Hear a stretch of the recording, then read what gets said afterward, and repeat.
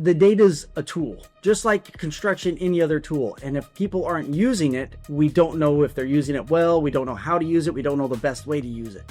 So, mega project for me, it's a tri-venture, got 3 companies coming together, all this couple, there's data everywhere. Each of our companies are storing data. But as we start to use it through the project, then we start to see, hey, this is ready to go.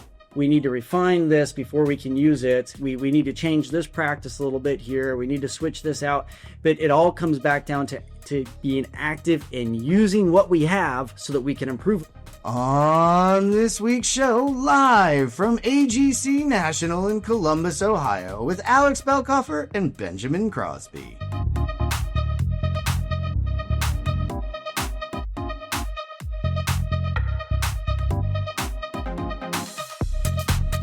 All right. Yo, this is a throwback episode. Y'all are going to have to check out the video because he is truly here in person. My man, my brother from another mother, Rob McKinney. Rob, how you doing, man?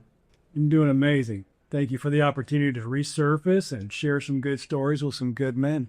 Yeah, it is a excellent time. If y'all are checking this out, we are above the showroom floor. So the AGC rolled out the red carpet for the ConTech Crew to go live, and they gave me 2 phenomenal guests to have with us.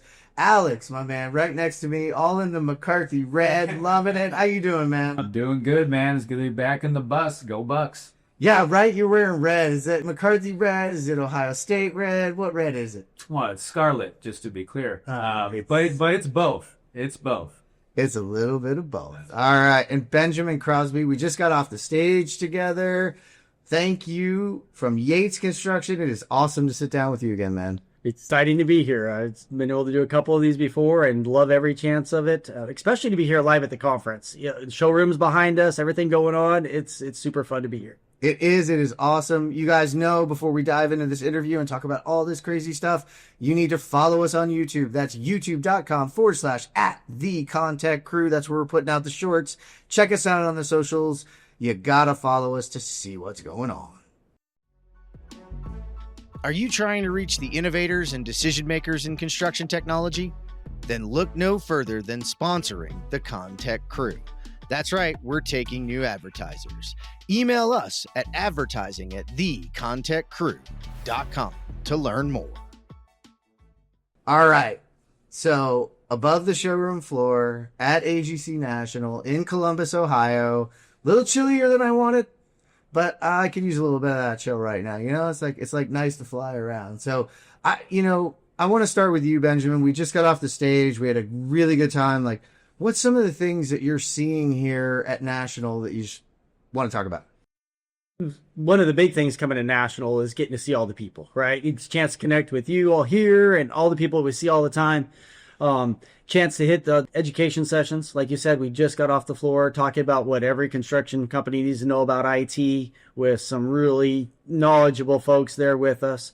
And really that chance to then talk to the people. And I love the follow-up questions, right? After we did the session, then there was 4 or 5 people there for talk to each one of us and try to ask these other questions where it gets personal about them, their company, and what they can do to grow it. And I love those interactions as much as anything about the AGC conventions. Yeah, they do. They do this great mix of sessions on technology, sessions on business, sessions on leadership, sessions on succession planning, like a little bit of everything for the leadership groups that are here. So, Alex, I'm wondering, what were some of the things you gleaned from being here? Well, what's cool about this convention is that in the past, I've only attended this as a speaker, but now I'm an exhibitor for this one. And we were blessed with the opportunity from AGC National. McCarthy got one of the few technology and innovation lab booth spaces. So what I love and what I do every day, now I get to kind of put it into action at National. And that really is something that I've never had the chance to do. So being able to be on the floor, bring people into our space, talk about construction technology and innovation and how we're trying to approach the connected job site concept, which we can get into maybe in a little bit here, is really what kind of fuels my fire. Being able to bring people into our space and have that conversation and show them the cool stuff that we're doing at a national level, this is where it's at. This is awesome. Yeah, it's really cool to see. You got Dusty Robotics there. You've got a robot rolling around. What else you guys got going on at the Innovation Lab? Yeah, well, there's that, and then also showing how those technologies are being able to send information to people both up and downstream of the construction process. We're doing things like virtual reality, augmented reality, but also like really informational connections between advanced reality capture, so between 360 photography and AI and scanning. Like we're showing how those dots are being connected both with robots and with visual devices, and how those things start to create this idea of the connection. I love the idea of the connected job site, and it's really cool because we've got Benjamin with us, and like we said, we were just on stage. But one of the things that's really cool about what Benjamin has done in his career is he went from that BIM and VDC and sort of what I would call the innovation role, and he unfortunately did it too well. And they forced you to put your money where your mouth is. So explain a little bit about what you've been up to since that portion of your career. Yeah, after 10 years of a corporate role, innovation champion, go find tech, implement it, make it work. I promoted that cool as a terrible business plan pretty hard that whole time, and they called me on it. And so the past 2.5 years, I've been out running a project. It's a mega project. It's in the billions sort of project. But then taking all the different tech and knowing what should be happening and then taking that to the level of what is actually happening, right? Who has actually got the robot out there laying out their floor plan like they should? Of course, it's metal stud and drywall, right? That's the best application for it. And so they actually use it to run with. And just all the other techs too. And really the practical side of those and how much we're actually using our drone photography and stuff like that to plan, organize, and make things physically happen beyond the technology. Yeah, it's all about the physical stuff, right, Rob? Well, that's one thing I want to point out. I think on the technology steering committee, Benjamin, this week, you've got to be the MVP because you have spoken a couple of times. You're leading the meeting, but you and I yesterday talked on the mental side of this thing that our industry just now, let's be honest, in the last 2 years has been able to talk about. We shared our thoughts on how apps can help with that stress management of a mega site like you're on, because let's just say it hasn't probably been perfect like any construction project has, but we shared your story, my story, and we're trying to help people keep their minds focused. But it was still through technology by sharing apps to help stay focused. Yeah, I mean, it's an interesting change because like we've gotten this, we've gone through this evolution when it comes to the technology, right? In the beginning of it, let's be honest, like it gave us too much, right? It almost deterred us from building, right? Like it was a detractor. And we've gone through an evolution now where I look across this floor and I think about the different products and companies I'm seeing here that are really integrating and driving that adoption, and that, now you went out. I think you stayed in the office for that first few years, so we'll let this wave go through. So then when the true wave hit, then you ride it, right? You're sitting there in the surf, you're looking for the right wave, you saw it coming and you hit it. Yeah. No, but I joke with you. It's honestly like it's that time right now. I think for anybody listening in, like that's the takeaway for me is not only are the apps there to drive us, but they're also there to take care of us. Right? We can now implement them and use them to take a break. We can use them to understand, the utilization of our employees, right? Like safety is about knowing.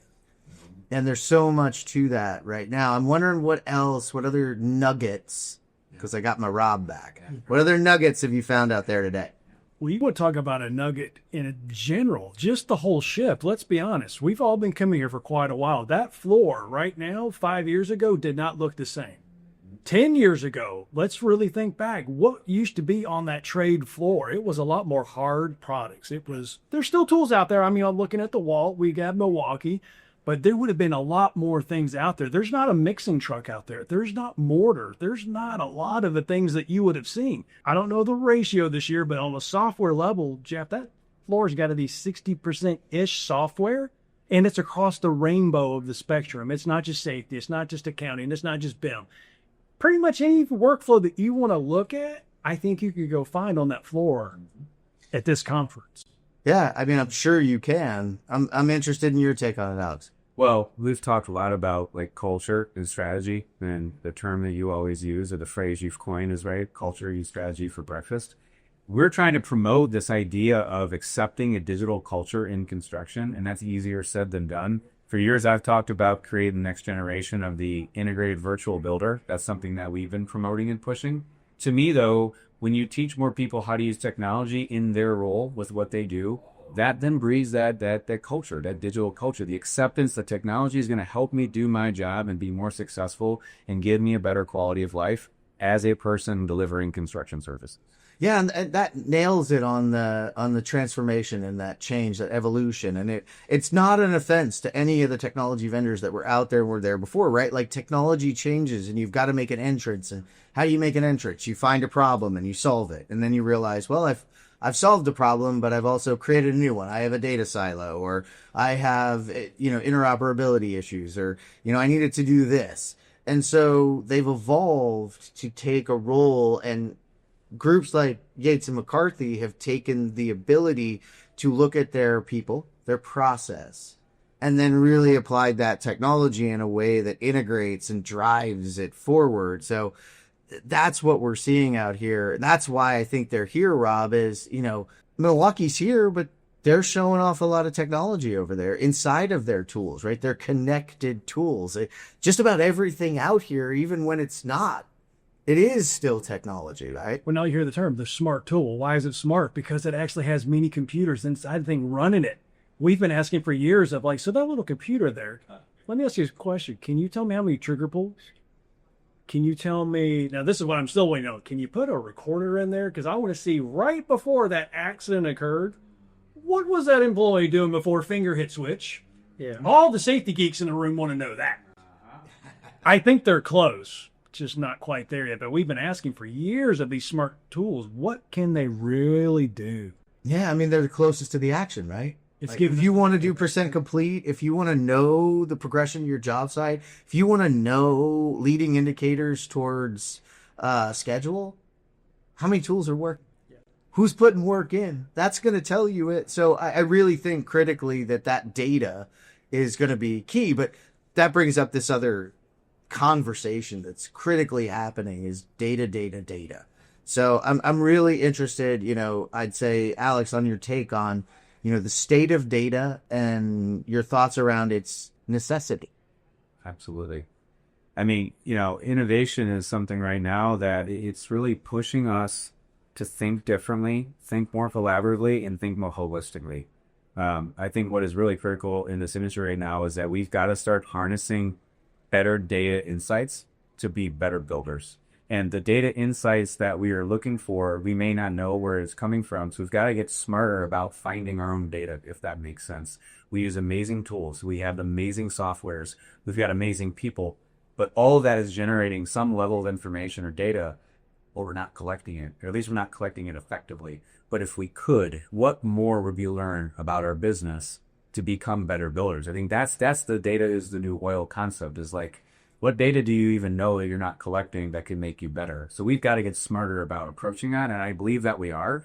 But all these amazing technology partners, I hate calling them vendors, and you know that, technology partners that are out here, we've got to get smarter about what's out there and find the ways that we can tap into that. So that's why I think some of these events in person is so important, is that we've got to be able to bring this then back to our leadership to say, hey, there are solutions out there. We just weren't aware of them. Let's go tap into something. Yeah, the data's a tool, just like construction, any other tool. And if people aren't using it, we don't know if they're using it well. We don't know how to use it. We don't know the best way to use it. So, mega project for me, it's a tri-venture, got 3 companies coming together, all this couple, there's data everywhere. Each of our companies are storing data. But as we start to use it through the project, then we start to see, hey, this is ready to go. We need to refine this before we can use it. We need to change this practice a little bit here. We need to switch this out. But it all comes back down to being active in using what we have so that we can improve upon it. I mean, that's the key in the feedback loop, right, Rob? Absolutely.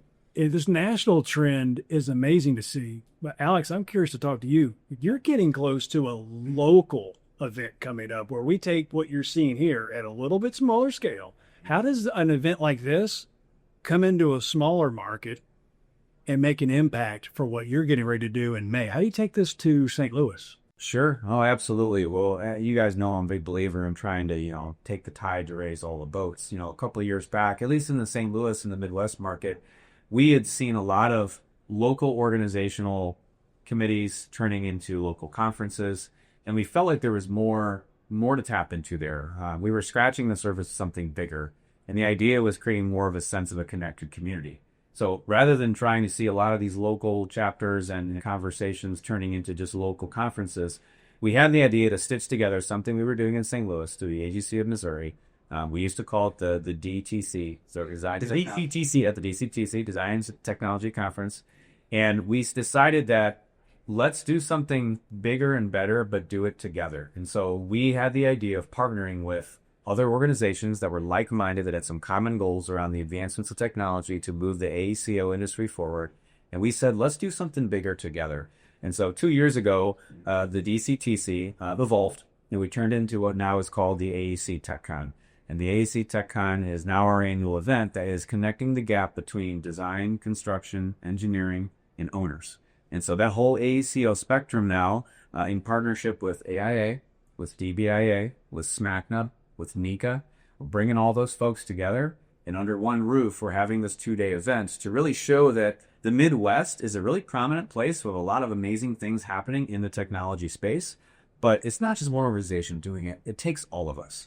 And so that event, which is coming up May 7th and 8th, if you don't mind, I'll throw this out there, of 2025, just 1 month away, in St. Louis. We're bringing those groups together for round 2 with second annual AEC TechCon. And I do believe that events like that, in connection with more of this national effort with AGC, is going to finally start to get us to the place we want to get to.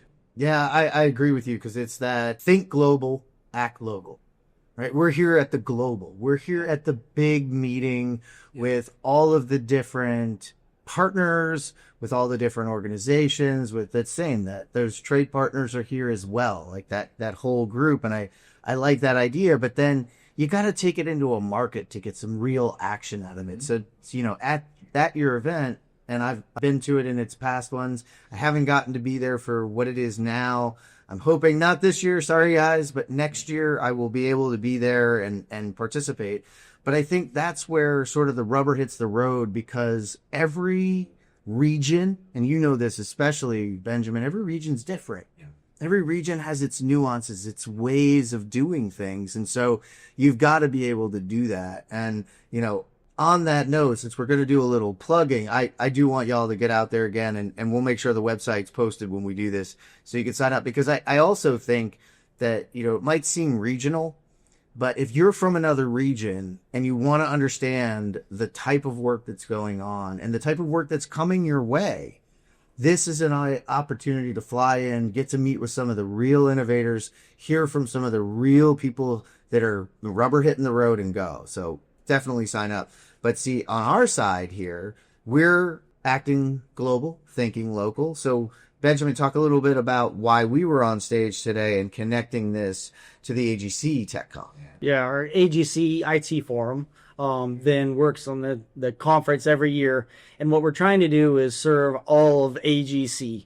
There's lots of big contractors, there's lots of small contractors, and be able to talk to them about the IT strategies, the technology that's coming. Like you said, the difference between IT and operational technology, and just give them insight in how to move forward with that. Because like you were saying, we got to get everybody doing better. Yeah. This summer, August 5th to 7th, we'll be in Chicago.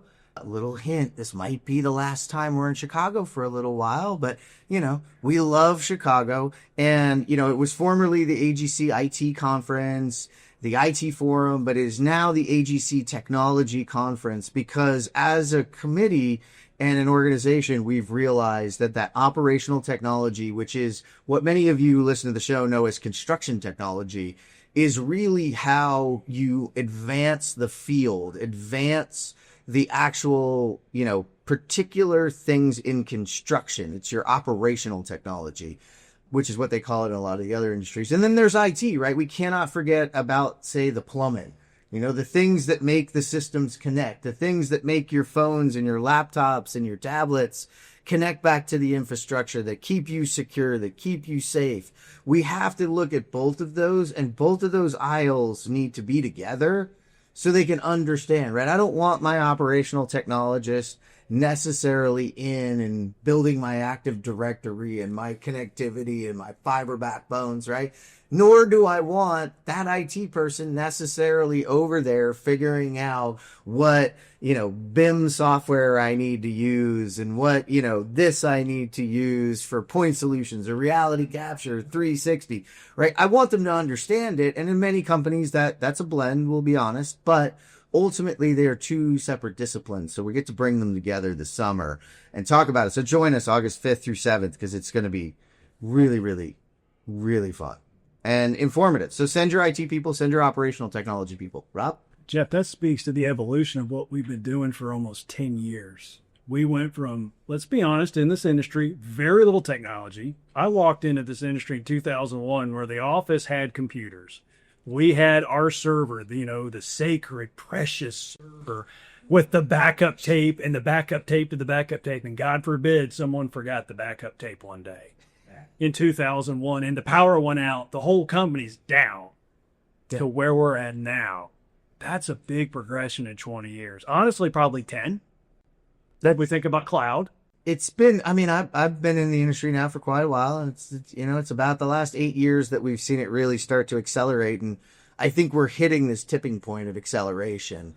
AGC came together with Nate Fuller from Placer Solutions, and I had the opportunity this year to moderate the AI Excellence in Construction in coordination with AGC, and some fascinating ideas came out of that. You're talking about this raw material and gathering it, and so are you. And, in our talk, we talked about BIM and reality capture and how, a drywaller in your world was using, I think, open space to do some 360 capture around really qualifying that they had done the work they did, right, to prove it. And it came in handy for you.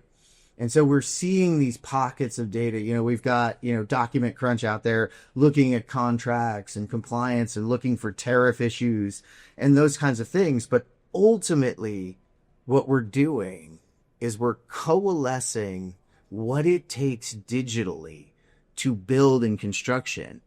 And imagine as we feed that into models of the future, imagine what we're going to be able to do when we take that raw data, we put it in context, and then we put it to work for us. Right.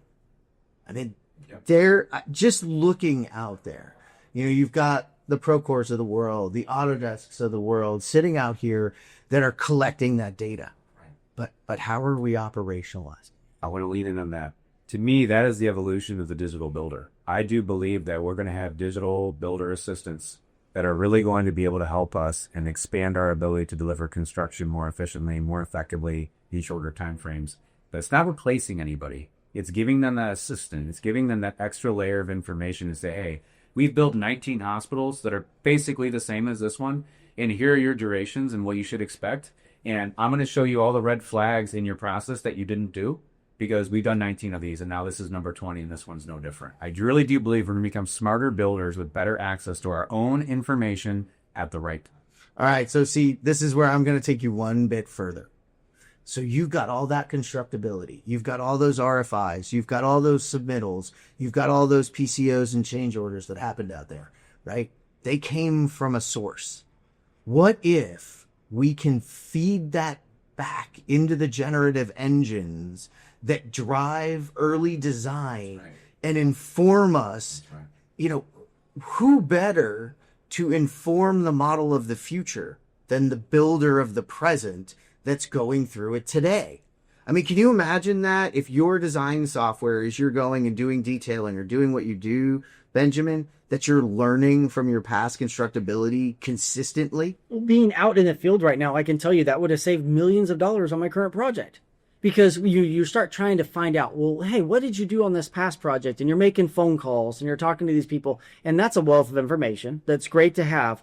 But if we start to feed the actual information into accessible databases, someplace where we can get it, something that feeds into generative design that says, yeah, you think you need this much power, but you really need this much power. Those sort of things I'm just so excited to see. Like you're saying, this group of out here, what's happening is for years, all of us were out there, I started making waves. Like, you've got to be doing more. You've got to be doing more. Well, now it's the point where I'm getting on my project and the technology that I was trying to push on people before is showing up and happening without me going out there and setting up a trial of a robot on site. Now there's a robot doing what it's supposed to be doing on site. Work for me. Yeah, this is what's great is you went from push planning to pull planning. Yes. They're pulling and asking, and that Yes. was that precipice we needed to be on to get this to move forward. And I want to double down on what you're talking about. We have a massive shortage of people in this industry, right? And we have an absolute existential issue of that knowledge leaving the field. Yeah. But if we do what you're talking about, we can codify, we can bring into the DNA of the technology the experience, and we can make superhuman builders of the future, right? They will be not only empowered with that past knowledge, their own ability to take time and train, right? Because that's the one thing is, if I'm answering the phone, if I'm picking up and calling and chasing things down, I could be learning instead. I could be going like, oh, Alex did that already on the 17th project that was, by the way, in an almost similar geography. Hey, Alex, what were some of the things you learned on this? And you'd be like, hey, listen, it's great if I tell you, but hey, why don't I send you over the digital data twin for you to learn from? You can see how we sequenced it. You can see the issues that we ran into. And all of a sudden, you're not getting dumber, you're getting smarter and faster. Like, I really believe, looking around this room, we're there. We're close. We need someone to take that next step and build this knowledge locker we've been looking for decades. Where is this one magical tool that you can ask a question and tap into your brain, my brain, and find that at your fingertips of how did you install the RTU? How did we waterproof that wall and put that glazing in? If everyone has a digital knowledge locker that you're feeding to a common source, that's what we need somebody to create. Well, that's the enterprise data model for construction that we really don't have. And I'm interested as to whether we'll ever get there. And it's a philosophical problem right now, because who owns that and how do they own it?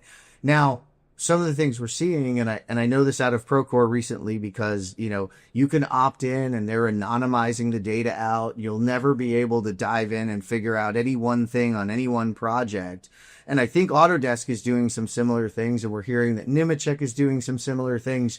My thing is, we have to realize that the Microsoft, Apple, and Google model works in construction, right? Microsoft, Apple, and Google, I don't care.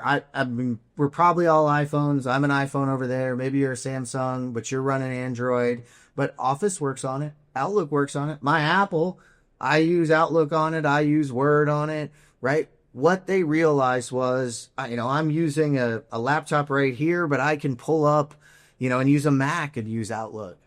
What they figured out was a rising tide does lift all ships. These groups have to work and interoperably change their data and transfer that data so we can build that digital locker. And it's not locked away in one area. It can't be. There's never going to be one ring to rule them all.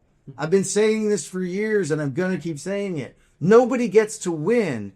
The object is to continue to play the game and to move the industry forward. Yeah, for one thing in there, you mentioned the word codifying, and I think that that's a huge thing that maybe some people aren't thinking about. But I do believe that the future of the construction industry, to have this digital locker, to have this connected knowledge base, it's going to require us to get our arms around our data in a meaningful way. And I do think that the codification of our data, the way to either tag it or to filter it or to standardize it and structure it in some meaningful way, is going to be something that our organizations and our companies have to put focus on. Otherwise, we're not going to get smarter. If we keep collecting information the same way with files and spreadsheets and folder structures, like, it's just not going to change. We're going to become smarter, because with the advent of AI and all the disruption that it is causing, it's going to force us to have to get smart. Yeah, I think you're right. We're on the precipice of a lot of this happening, and you're seeing a lot of it out here, right? We're seeing all of these new solutions out here that are going to provide us valuable information and insights into the things that we're doing. I'm wondering, before we, wrap this up, let's talk about a few of our friends. What are some of the highlights of the things you're seeing out here on the floor since they've, leaned in? So, well, one of them that I stopped by the booth earlier, Trimble's here. We use a lot of Trimble, especially the project side of things. And part of that is they were really willing to work with us on this data exchange. So having projects where some people are using Procore, some people are using Newforma, you've got all of this different data management stuff, and they're starting to exchange that data. And so on my project I'm on now, I actively have 3 data exchanges going, getting people talking to each other at Procore project site, Procore to Newforma, and all of that moving between all of those. So I'm starting to get to that. All of the information is the same place, same information. It's still in 3 places, but it's the same information, and I have 3 separate owners. That is a huge step for us in the industry. And so just touching base with Trimble out here on that. And Procore's here too. They're working on it. I should have said that. I'm going to throw Trimble in that bucket as well of playing interoperable, being a part of that. However, I will say they are some of the first. They went and acquired Rivet and is now part of the Trimble Connect environment. And so they are pushing, and that's what we need, right? If they take the lead and win a little bit and everybody else has got to chase them, competition is great for everybody that way. Right. Rob, I'm wondering what you're seeing out there right now. I got to throw in a shameless plug. Who brought me to the dance now is I work for an amazing company called Salus that most people listening to the show, I will bet you probably haven't heard of because it's the greatest secret coming out of Canada. I met a founder named Gabe Guetta who was he was in construction. He was hanging glass in Vancouver. Who starts a tech company doesn't own a laptop? That guy. He has this vision. Yeah, you want to learn about it, go back and check it out because Gabe is awesome, and they're here sitting on the floor right now and brought you here, which, I got to give him a plug for that then because I just got my brother here to sit down and have another podcast with thanks to Salus. And it is one of the greatest safety. I've stolen some ideas from him on, one of the biggest problems with safety in our industry is that we get complacent. And we don't get complacent because we don't care. We get complacent because we're human and we have to process so much danger, so many things that our bodies have to do that, right? So that we can get through a day. If you were worried about everything that could kill you when you leave your house every day, you'd never leave your house, right? Our brains are wired that way. But on a safety and on a construction job site, we have to have those interrupts. And that's one of the things that I think is really cool about Salus is they've introduced that interrupt for us. We already talked, my big one out there. We got Document Crunch out there. I'm going to call out Ignite out here right now because we haven't really talked about it on the show. We don't talk enough about it, but CMMC compliance, your security and your cybersecurity posture is going to become one of the limiting factors to being able to deliver and be selected on projects in the future. Let's just be honest about this. Like, we have the Target experience. We have all these other ones that nobody wants to talk about because, well, it's really not fun to talk about, but they're out there. So, them being, this incredible document storage and document management platform, but also really focusing on CMMC and compliance is really key. So I had to call them out. I'm wondering, who else have we seen out here? Well, I just give a quick shout out to some of our booth partners. So we mentioned Robotics, but we didn't mention On-Site Robotics. They're doing some amazing things with robotics and AI and camera capture. We got our partners Revisto, which of course have been pushing the industry for quite a while now. And you guys know that I think that technology is something that's really lifting and shifting the digital collaboration for our industry. We also got Hilti. I'm actually really impressed with what Hilti is doing. They're really starting to take technology into their different business lines and really start to connect that dot. I think that it's folks like Hilti, and I know that DeWalt and some others like these tool-based companies traditionally are integrating these technologies and these service capabilities and starting to really bring that full circle. It's impressive to see they're doing more than just hardware tech. Yeah, I love to see they're doing hardware tech. And on the front of connections and connectivity, we've got Quickbase that I can see from right here, which is that low-code, no-code platform. And I really think that is one of these enabling technologies that's going to fill gaps and build custom workflows while maintaining data integrity. It's all plain and good when you pull up your Excel or Smartsheet and you do things there and it's accessible, but you really want to keep that data fidelity. And a lot of the opportunity, like we're talking about, is, you're creating data in Procore, creating data in Autodesk, you're creating data in Trimble, you're creating data in, look around, Foundations, an ERP system out there. Well, but how are you making sure that as, a trade contractor, that you're filling out the right form and it's going to your system and their system, and then it's reportable? These low-code, no-codes allow that capability in a way that we didn't have before. I'll give you one more that I've kept my eye on for a long time that I find fascinating. Technology born out of the industry. So I caught up with Russ and Bob from Tena. Yep. Tena is one of those companies that I find so fascinating. The idea came out of the industry. Oh, yeah. They were funded, but not that traditional route. And to see the growth and just the way that industry is taking to that type of technology, because traditionally, someone sitting on a piece of equipment, why do you care how much gas this thing burns? Why do you care about the hours? And how easy, let's be honest, 10 years ago, was it to get burn rates on equipment? Usage logs. Watching that growth of that company, that's fascinating, homegrown. Yeah, and they're one of those, they're really cool, but they don't fit the, flashy. Who talks fleet management? Nobody. But how many of you use and have and spend a lot of money on fleet? Right? I mean, they're born out of heavy highway and they're born out of civil, which, again, that equipment is massive. But it applies to the small tools and the small things that we're using. When do I ditch the truck that I have had in the shop, every 3 months to get this fixed and that part replaced? There's math around this that's providing us. Wait, Jeff, you mean you don't drive it till the wheels fall off anymore? Well, evidently they still do, and they don't realize the total cost of ownership, this whole TCO thing out there. And I'm going to call out because I wanted him up here, but I can see him right now talking to people, and he's got to right now. That's Jay Schneider down there from Big Blue Innovations. If you guys don't know Big Blue, I just want to highlight it because it's one of these hard problems is when you tackle an ERP, when you tackle that integration problem, right?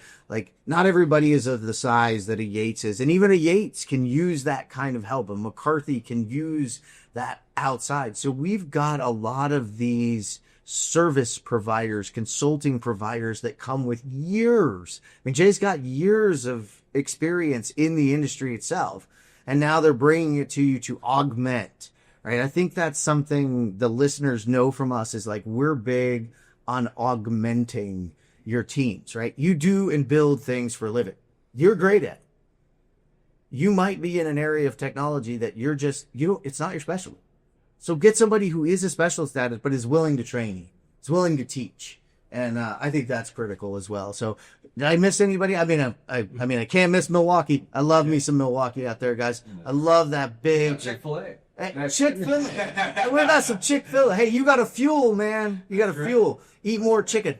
There you go. Any final thoughts? Listen, I want to get some final thoughts, you guys. We got to wrap this sucker up. But Alex, give us a few takeaways for people to think about. Yeah, I'll say something. What I have found amazing is that there is a student population that has come to the AGC. And I have had some amazing conversations with some young people coming into our booth talking about what they know, what they're learning in class, but also their aspirations.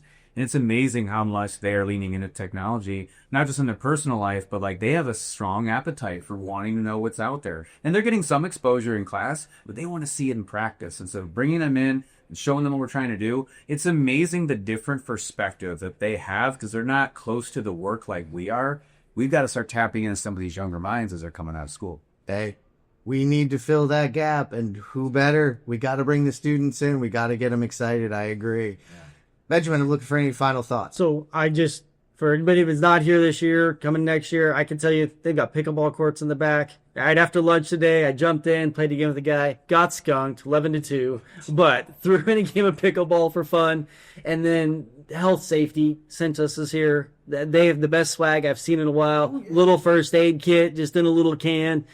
Taking that home from wife, put in the car. But just love coming here, seeing all the vendors, and then meeting all the people. Being able to touch base with all of you and everyone else I've ran into here. I was going to say that's probably the most powerful part, right? Is the relationships we create here, how we get better. Rob, any final thoughts? I'll get nostalgic on you, man. I came to this event the first time in 2014 as this rebel safety guy talking about apps, and I met Lauren, and we spoke together for the first time. That's when I met Brad, and trying to figure out how do we spread this word. That was 10 years ago. To see how far the industry's come, but more importantly, this conference.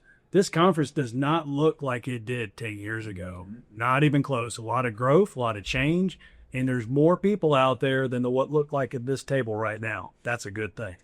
Yeah, there is. And I would say that's a really good point, Rob, is that the diversity of what we're seeing here of individuals across the board that are represented now and are showing up and are taking their leadership roles or taking their opportunities to enter our industry.